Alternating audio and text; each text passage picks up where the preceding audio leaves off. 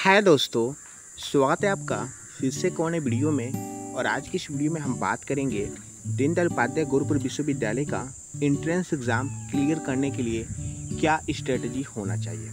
क्योंकि आप लोगों में से काफ़ी बच्चे कंफ्यूज्ड हैं, उन्हें नहीं पता है कि हमें कैसे पढ़ना चाहिए। और यहाँ पर डीडू के द्वारा भी सफिशिएंट इन्फॉर्मेशन एंट्रेंस एग्ज़ाम के रिगार्डिंग नहीं प्रोवाइड किया जाता है, तो ऐसे में बच्चे ज़्यादा कन्फ्यूजन में रहते हैं। तो आज की इस वीडियो में मैं यही बताने वाला हूँ कि क्या टिप्स एंड ट्रिक्स होगा ताकि आप इसको फॉलो करके आसानी से अपना एंट्रेंस एग्ज़ाम क्लियर कर पाएँ। और ये जो टिप्स मैं आपको बताऊँगा ये मेरा पर्सनल एक्सपीरियंस होगा, क्योंकि मैं भी डीडू का 2019 का एंट्रेंस एग्ज़ाम दिया था और मैं क्वालिफाई भी हो गया था। और फिलहाल में मैं डीडू मेन कैंपस में पढ़ भी रहा हूँ। तो यहाँ पर जो भी मैं आपको बताऊँगा ये मेरी खुद की एक्सपीरियंस होगी, तो वीडियो को लास्ट तक देखिएगा और ये टिप्स जो मैं बताऊँगा वो ज़रूर से फॉलो करिएगा।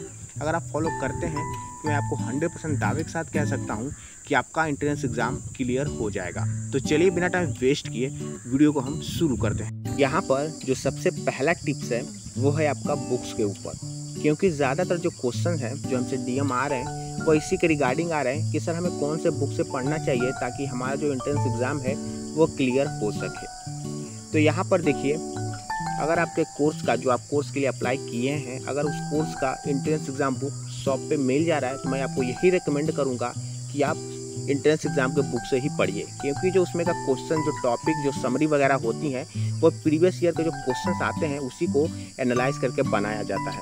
तो ऐसे में वो ज़्यादा अच्छा रहता है, क्योंकि वो बुक भी ज़्यादा हैवी नहीं होती है, तो वहाँ पर पढ़ने में भी आपको काफ़ी ईजी हो जाएगा और आप जल्दी से जल्दी सारा बुक कवर कर पाएंगे।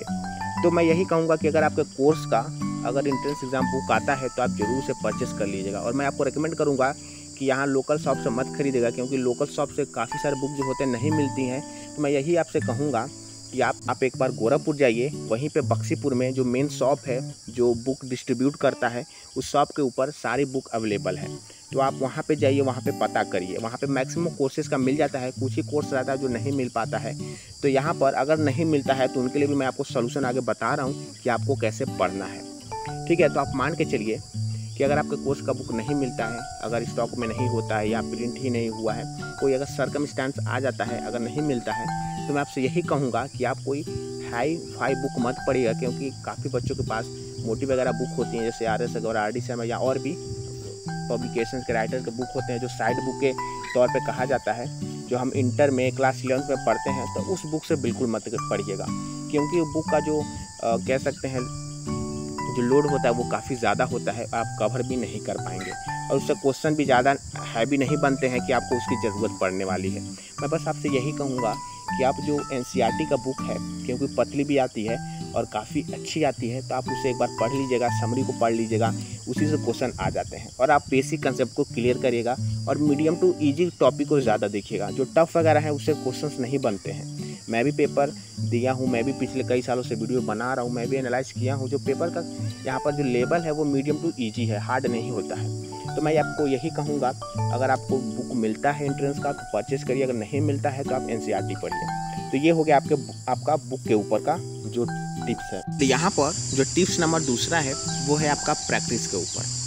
अगर आप पढ़ते हैं, कंटिन्यू पढ़ते हैं, याद करते हैं, तो उससे काम नहीं चलने वाला है, क्योंकि जो एंट्रेंस एग्ज़ाम होते हैं, चाहे कोई भी यूनिवर्सिटीज़ का हो, चाहे कोई भी कंपटीशन का हो, तो वहाँ पे टाइमिंग कम होता है और आपके जो क्वेश्चंस होते हैं थोड़े अधिक होते हैं, तो वहाँ पर आपका जो प्रैक्टिस होता है वही काम आता है। तो ऐसे डीडू में भी सेम है। मैं यही कहूँगा कि अगर आप एक टॉपिक पढ़ते हैं तो उस पर जो क्वेश्चन है उसे अच्छे से प्रैक्टिस कर लीजिए, ज़्यादा से ज़्यादा कम समय में उसे प्रैक्टिस करने की कोशिश करिए कि आपका जो समय है वो कम लगे और आप ज़्यादा से ज़्यादा क्वेश्चन अटेम्प्ट कर पाएँ। क्योंकि जो पेपर में बच्चे बैठते हैं उनके साथ यही होता है कि जब पेपर वे क्वेश्चन सॉल्व करना स्टार्ट करते हैं तो 2 घंटे में 100 क्वेश्चन करने के बजाय 40-50 पे ही टाइमिंग ख़त्म हो जाता है, मैक्सिमम 60-70 तक पहुँच ही पाते हैं, क्योंकि उनका प्रैक्टिस नहीं होता है। मैं आपसे यही कहूँगा कि ज़्यादा से ज़्यादा प्रैक्टिस करिएगा, क्योंकि अगर आप प्रैक्टिस किए रहेंगे तो आपके दिमाग में सारे जो भी आपने किया हुआ है सारा आपको लाइन बाय लाइन याद आएगा और आप ज़्यादा कम समय में कर पाएंगे और ज़्यादा से ज़्यादा क्वेश्चन अटेम्प्ट कर पाएंगे। क्योंकि यहाँ पर कंपटीशन दिन पर दिन बढ़ते जा रहा है, तो यहाँ पर अगर ज़्यादा क्वेश्चन अटेम्प्ट करेंगे तभी आपका जो नंबर है वो ज़्यादा होगा और आपका जो क्वालिफिकेशन है वो आपका एंट्रेंस एग्ज़ाम में हो पाएगा, नहीं तो नहीं हो पाएगा। क्योंकि आपको भी पता है हर साल बच्चों की नंबरिंग बढ़ रही है और ऐसे में अगर आप कम नंबर पाते हैं तो आपका एंट्रेंस एग्ज़ाम क्लियर नहीं हो पाएगा।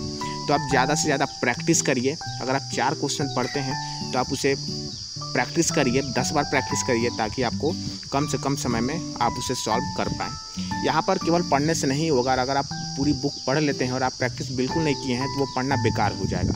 यहाँ पर जो टिप्स नंबर तीसरा है वो आपका प्रीवियस पेपर्स पे है, क्योंकि यहाँ पर प्रीवियस ईयर का पेपर सॉल्व करना बहुत ज़्यादा ज़रूरी है, क्योंकि हर बार 30 से 40% क्वेश्चन, मिनिमम 30 से 40% क्वेश्चन प्रीवियस ईयर से ही पूछे जाते हैं। बाकी कई बार तो ऐसा हुआ है 70 to 80% तक क्वेश्चन प्रीवियस ईयर से मैच कर गए हैं। तो आप यही कोशिश करिए कि पिछले 2 से 3 साल का अगर आपसे हो सके तो आप 10 ईयर्स तक भी जा सकते हैं। यहाँ पर मैं मिनिमम बता रहा हूँ कि आप कम से कम 2 से 3 साल का पेपर उठाइए और उसे ज़रूर से ज़्यादा प्रैक्टिस करिए, खुद से प्रैक्टिस करिए। अगर 2 घंटे का पेपर है तो आप कोशिश करिए कि कम से कम हम समय में इसे अटेम्प्ट कर पाएँ, क्योंकि ये काफ़ी ज़्यादा ज़रूरी होता है पेपर पैटर्न को समझने में और पेपर को सॉल्व करने में कितना आपका टाइमिंग लग रहा है उसको एनालाइज करने में।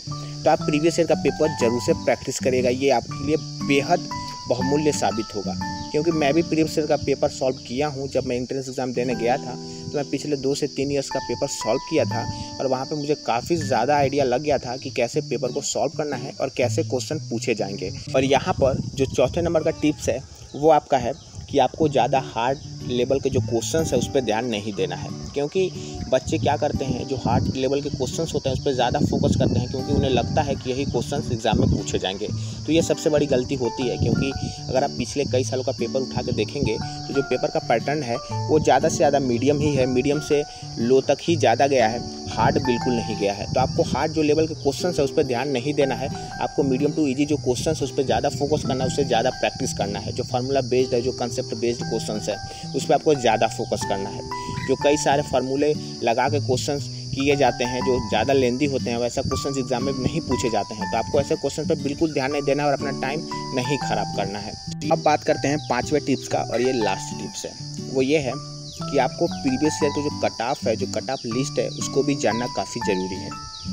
इससे अगर आप जान लेते हैं तो आपको इतना आइडिया लग जाएगा कि आपको कितने नंबर चाहिए एंट्रेंस एग्ज़ाम क्लियर करने के लिए, क्योंकि हर एक कैटेगरी का अलग अलग कट ऑफ लिस्ट निकलता है और आपको कितना स्कोर करना चाहिए वो कट ऑफ लिस्ट देख के ही पता चलेगा। तो आप हमारे चैनल पे प्रीवियस 2 ईयर्स के कट ऑफ लिस्ट आपको मिल जाएंगे, तो आप उसे ज़रूर से देखिएगा कि आपको कितने नंबर लाने चाहिए ताकि आपका जो एंट्रेंस एग्ज़ाम है वो क्लियर हो सके। और यहाँ पर कैटेगरी वाइज है, जनरल का अलग है, ओबीसी का अलग है, SC ST का अलग है, PH का अलग है, EWS का अलग है, सारे लोग का अलग है। तो वहाँ पर आप देख के ज़रूर से आइडिया लगाइए और आपको कितने नंबर लाने चाहिए उससे ज़्यादा नंबर ही आप ऐड करके तैयारी अपना शुरू कर लीजिए। अगर आपका कट ऑफ 120 गया है तो आप कोशिश करिए कि आप 150 नंबर का यहाँ पर क्वेश्चन करें और आपको 150 नंबर लाएं, इतना आप सोच के चलिए।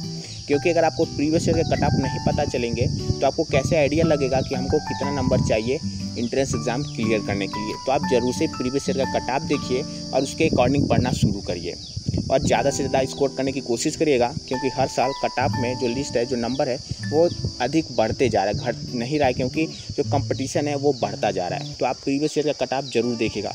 इसका वीडियो हमारे चैनल पे अवेलेबल है, तो आप उसे ज़रूर से देखिएगा, ये आपके लिए काफ़ी फ़ायदेमंद महसूस होगा।